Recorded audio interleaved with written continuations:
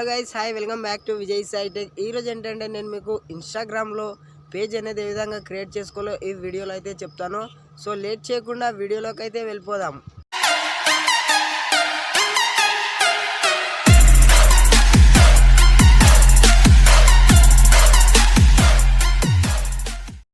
So guys, ఇప్పుడైతే Instagram page ఏ విధంగా create చేసుకోవాలో చూద్దాం. ఫస్ట్ మీరు ఇన్స్టాగ్రామ్ యాప్ అయితే ఓపెన్ చేయండి.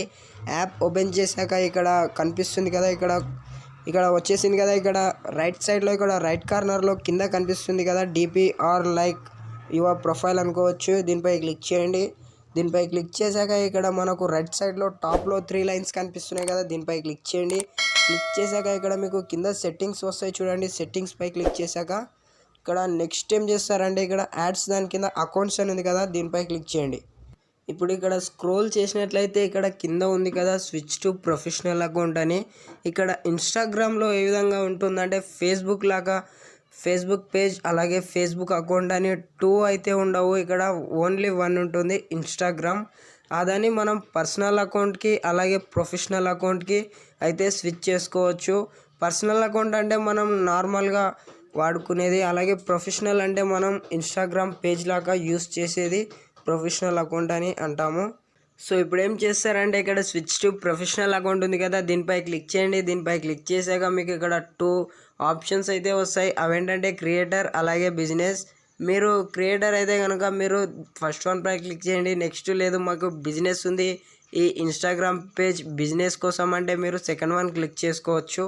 సో లేదు మేము యూట్యూబ్ క్రియేటర్ లేకుంటే వేరే ప్లాట్ఫామ్స్లో క్రియేటర్ అంటే కనుక మీరు ఫస్ట్ వన్ క్లిక్ చేయాలి.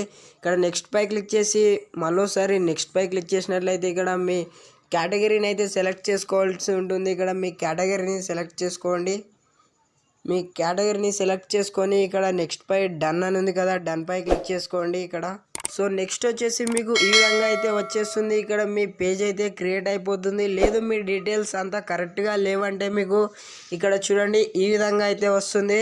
ఇక్కడ మీ నేమ్ ఆల్రెడీ ఉంటుంది ఇన్స్టాగ్రామ్లో ఉన్నట్టుగా, అలాగే మీ యూజర్ నేమ్ వెబ్సైట్ అనేది సెట్ చేసుకోవాలి.